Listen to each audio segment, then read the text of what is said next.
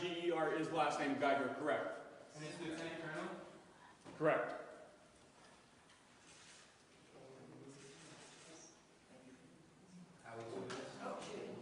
No, less.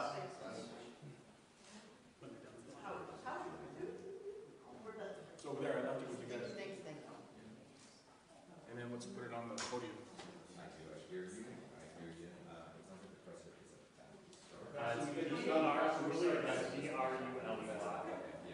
B-R-U-L-E-Y. I need another one. Do we have another one, Todd? Yes. What's that? Do we have another one? Jake has some. Our crew or my phone directly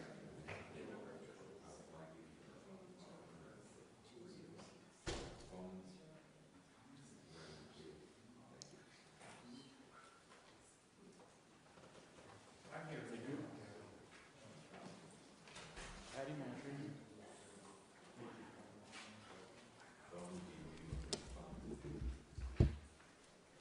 Following that speaking order, as always, you've heard me say this, we will take some questions. Please introduce yourselves and your media organization. There's certainly a lot more of you here now than there used to be. Please remember to introduce yourselves and your media organizations before your first question.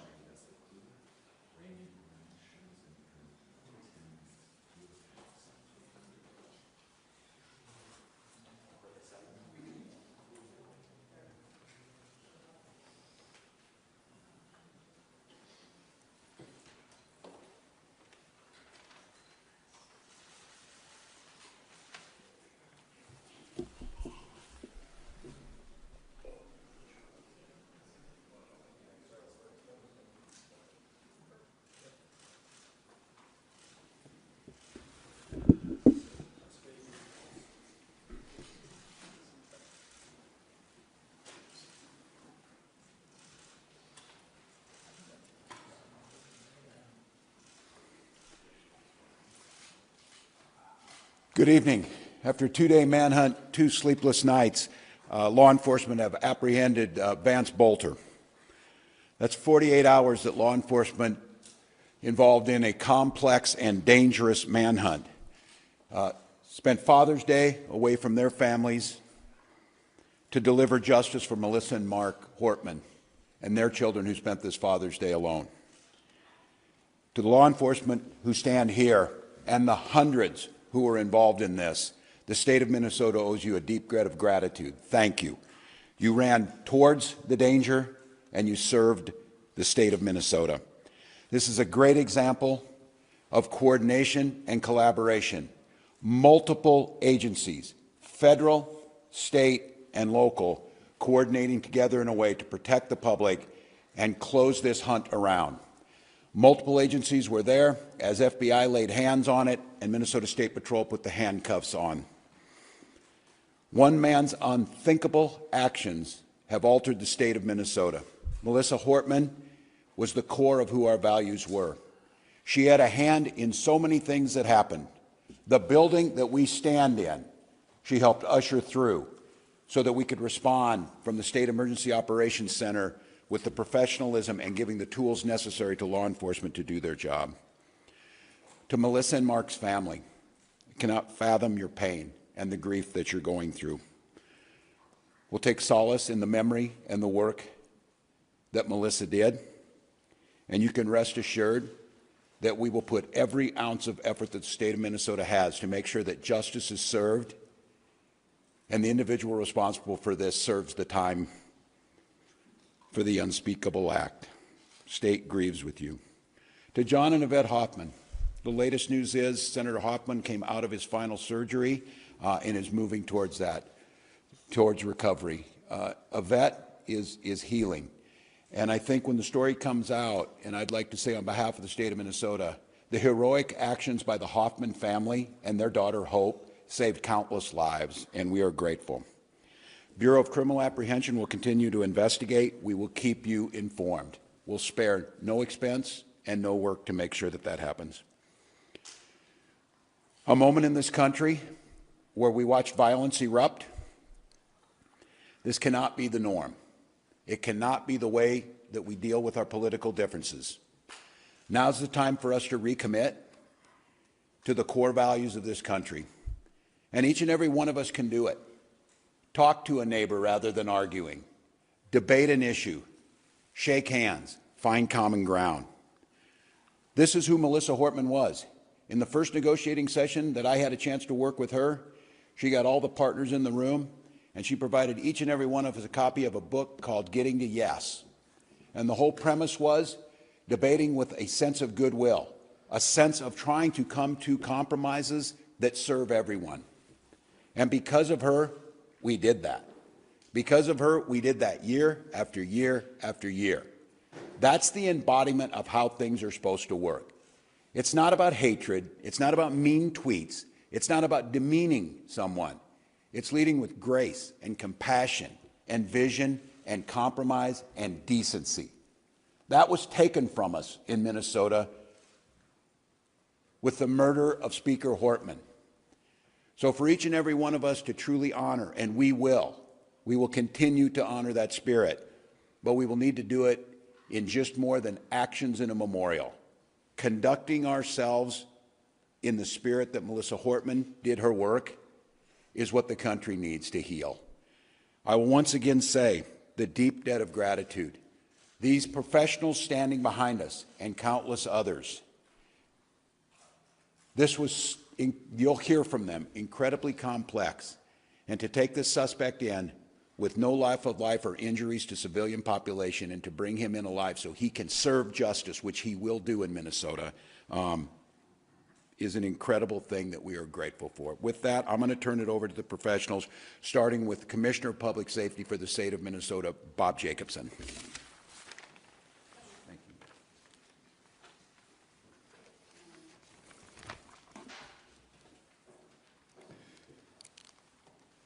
Good evening. It's good to see you all here tonight. Thank you for coming in. My name is Bob Jacobson. I'm the Commissioner of Public Safety. And again, it's my honor to serve in that position. First of all, I want to thank all of the law enforcement agencies that have been working tirelessly over the past 2 years since the shooting at Senator Hoffman's home. The coordination between state, local, and federal law enforcement partners is the reason we are here tonight, and the suspect is in custody. Boelter exploited the trust our uniforms are meant to represent. That betrayal is deeply disturbing to those of us who wear the badge with honor and responsibility.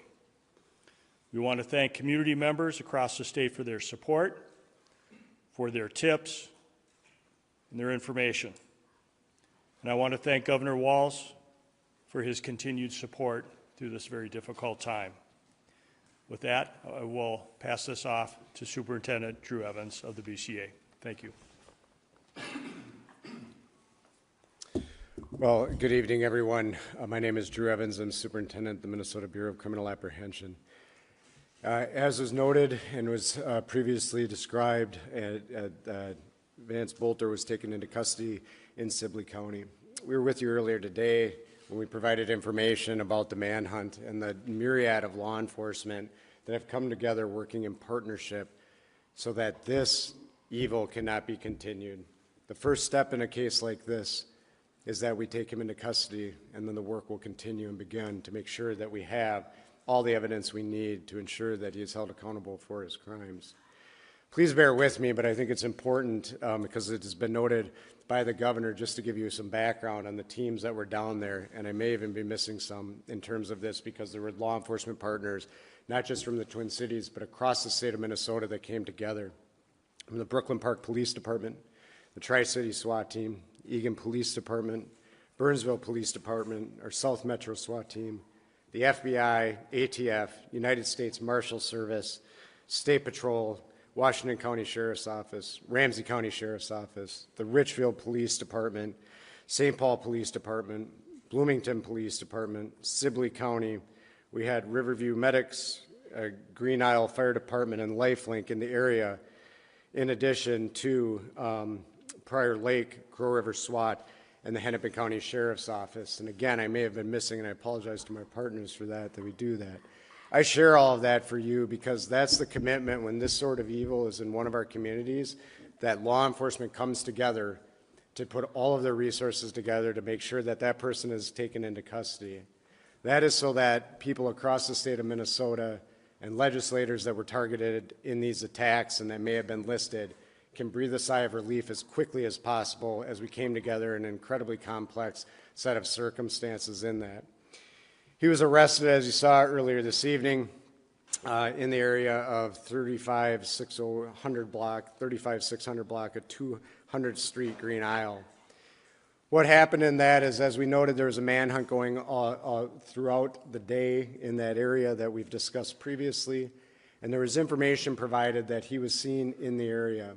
When that information was provided to the investigators that were conducting the ground search, they converged on the area with a number of SWAT teams with the assistance of the Air Wing from Minnesota State Patrol, and we'll provide a few more details about the end of coming into custody in a little bit, but he was taken into custody at that time. He is in custody, and a reminder for anybody that was not, when we've previously said that, taken into custody under a state criminal warrant.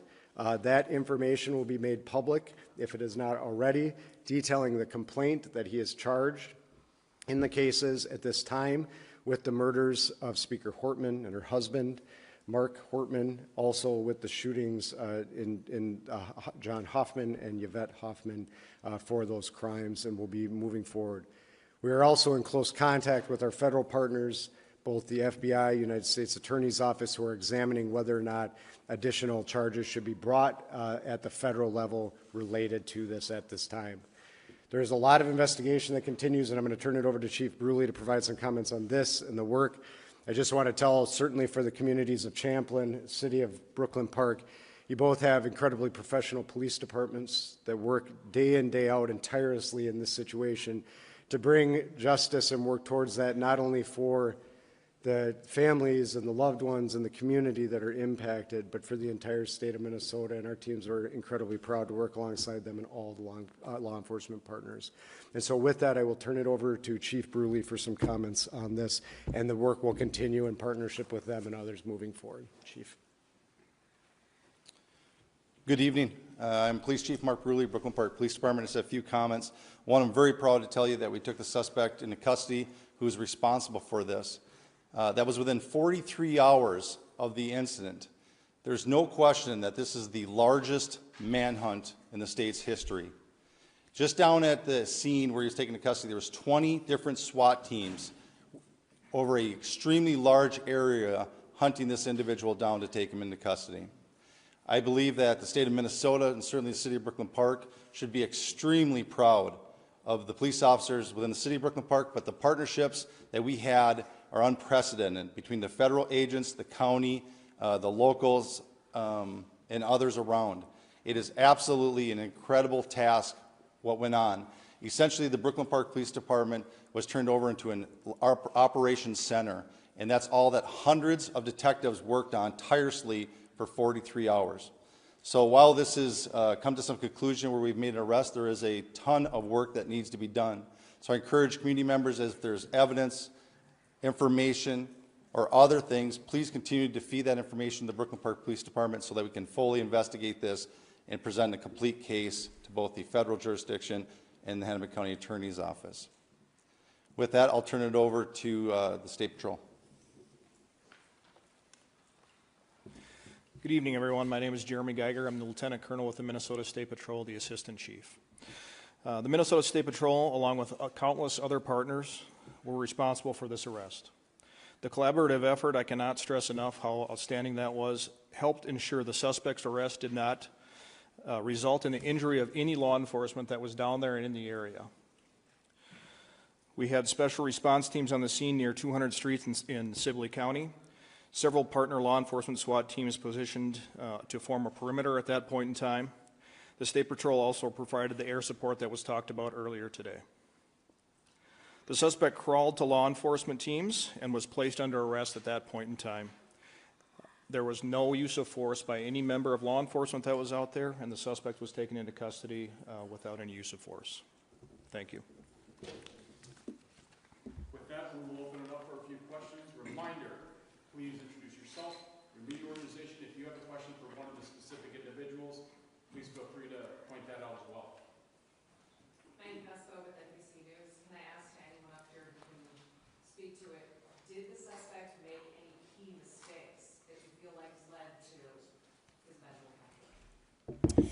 The question is were there any key mistakes? We certainly, at this point, there's a lot of information we can't share right now in this. What I will tell you is there are some incredibly dedicated law enforcement personnel, criminal intelligence analysts that were out working day in, day out, working together. And what I will tell you is that the public certainly is always of his assistance to us in law enforcement, and incredibly diligent people in the area that provided us the assistance that we needed to get our teams that were already down there that last piece over. But they were certainly in the area and working diligently together on that.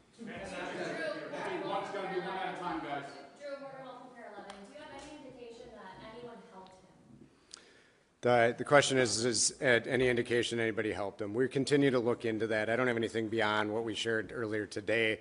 This investigation, as Chief Bruley noted, will be continuing to expand at this point in time to make sure that we continue to look at all angles of this. And everybody did help him. We will certainly hold them accountable for doing that in this process. Drew, Adrian Rogers from NBC News. Can you tell us how the Hoffmans helped save lives, and what did the suspect say when he was taken into custody? The question was how the Hoffmans helped save lives, and what did he say? I don't have the specific. And then what did he say when he was taken into custody? I don't have the specifics on what he said when he was taken into custody. We're incredibly grateful that the Hoffmans are still here with us at this point in time, and that they will be hopefully on a continued path to recovery, and that they will provide us the information. We've been able to talk to them today, and they will be providing key information to us as part of this investigation moving forward. Sir, can I ask you from CBS News, did the suspect have a phone with him when he was caught? Was he tracked in any way, or was it just sightings and tips? At the end, the question is, did he have a phone with him? I don't have the specifics on everything that was with him when he was arrested at this time. I will say he was armed. And that he came when he was taken into custody, but we'll be sifting through all of that information from there. What's that? I can't on the weapons at this time, so Paul. Just kind of elaborating on sort of the Hoffman question. To me, the encounter at Speaker Horton's house with, I believe, the Brooklyn Park Police, there was a gunfire there. The fact is, you then have to abandon that vehicle with several weapons. Yeah. How significant was that in preventing any further tragedy and ending it with him on the ground in Sibley County?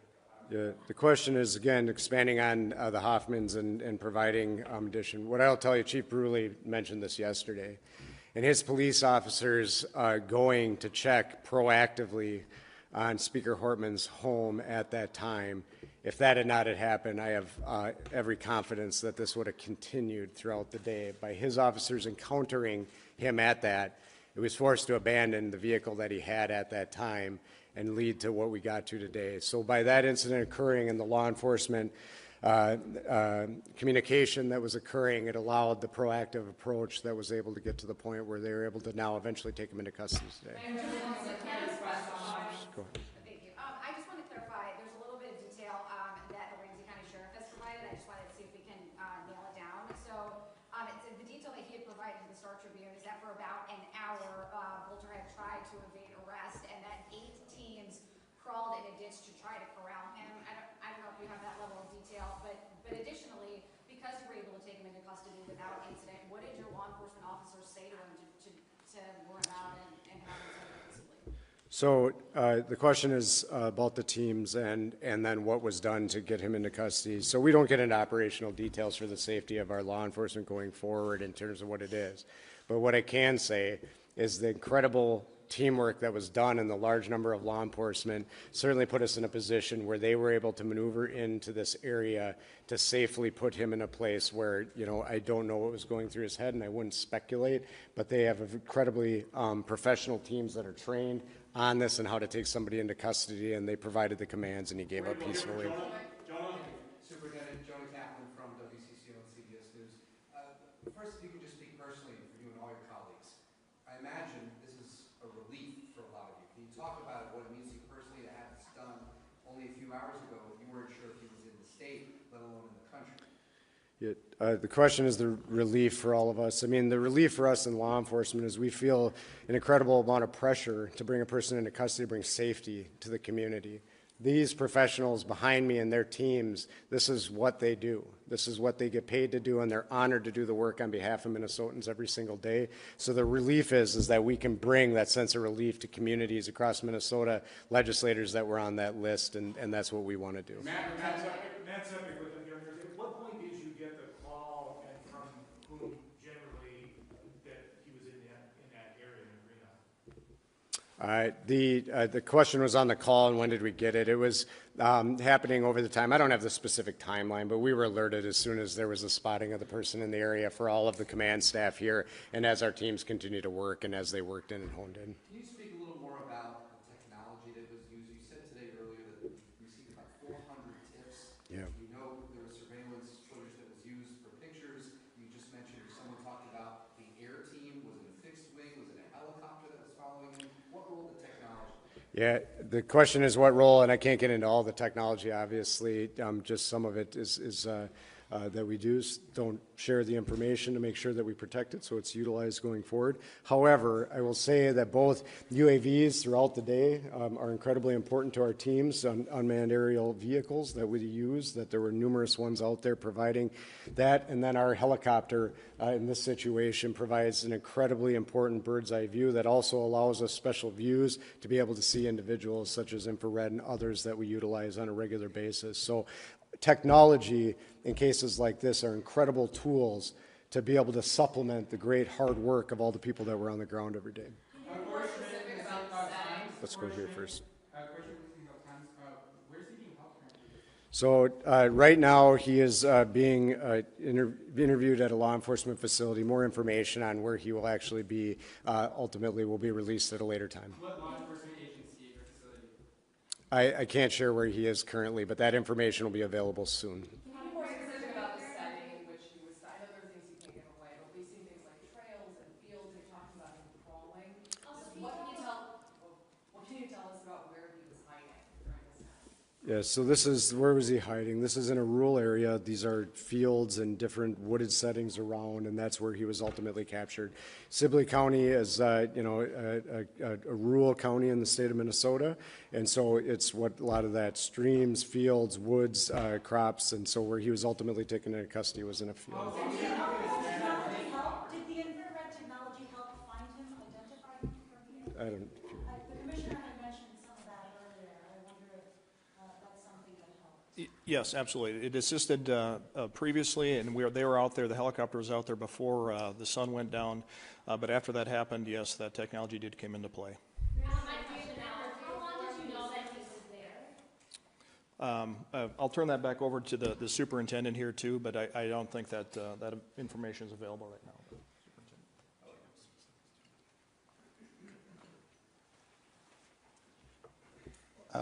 Mark Bruley, Police Chief, Brooklyn Park. The question is how long did we know that he was there? A vehicle that we believed that he was in was spotted many hours before and had been abandoned. An alert police officer believed that he may have seen the individual running into the woods, and that started a large-scale perimeter that we set up, or down in Sibley County set up, and we started to deploy resources, including the Brooklyn Park SWAT team, and along with many other SWAT teams, to contain an extremely large area, knowing that this is a very dangerous individual. During that, we got privy to additional information of an individual that was in the woods, and that search went on for many hours until ultimately we were able to locate him in the woods. In approximately an hour and a half or so, we were able to close the distance in with the technology and the State Patrol helicopter, and where we were able to call him out to us.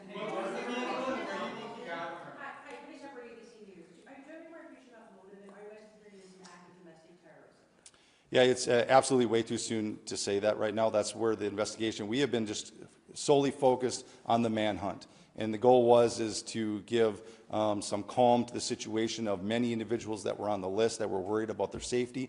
And this is a very dangerous individual for our community, and that's why so many resources and such a great collaboration came together to focus on removing him from society so that we can restore some sort of calm and bring some healing to our community and to our state. Now begins the hard work of looking at what the motive is, looking at putting this case together, and so that's yet to come. And people that were on the list, what other, I know there are politicians from Wisconsin on the list, what other states were It was multiple states. I don't have the exhaustive list, but it was multiple states that were on there. Do you have some states that were on the list? We can, there's a few, I don't want to say it because it won't be exhaustive, but you know, Wisconsin, Illinois, Michigan, some others that were on there. There was a variety, Nebraska, Iowa, we've had contact. What I will tell you, and I will not get into any more specifics beyond that, we are in coordination with our federal partners and our fusion centers in those states to coordinate with local law enforcement and the FBI in those states and the state fusion centers that are there to be able to provide that information and notify those individuals that they were on that list. Are you concerned that there's other people out there that could have been working with them? The question is, are we concerned there's other people out there that could be working with them? We will fully explore that. I've said on this, we are relatively confident, we are confident that the violence that he committed and the murders he committed and the attempted murders, that he conducted that activity alone. We will be exploring if there are any broader network. We have not uncovered any of that at this time, but that will be part of our investigation, and we will fully explore that. So thank you. Thanks. Thank you. We can go. Thank you. Thank you. Thank you, everyone.